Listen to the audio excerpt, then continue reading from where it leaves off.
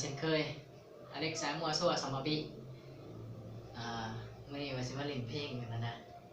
ขอโอกาสเด้อผู้ที่สำหรับผู้ที่กลับมาเบิ่งใหม่หรือเบิ่งเก่าเรื่องกดไลค์กดแชร์กดติดตามเด้อเนาะตอนนี้ก็ได้หลายซับเดียว Subscribe ก็ได้หลายอยู่ก็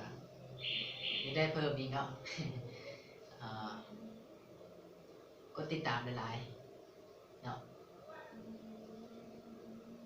ต้องไปเบิ่งกันเลย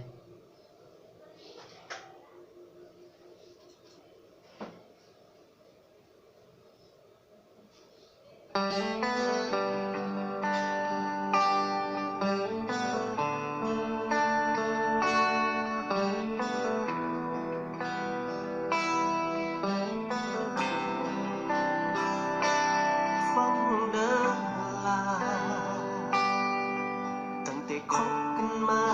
เป็นคนคุ้นเคยก็บอกเคยขออย่างเจ้าเล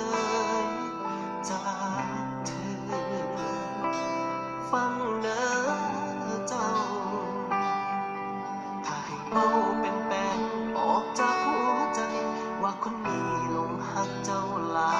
ยมาแต่โดนเสียงส่งเอาไว้ก็บ่อยู่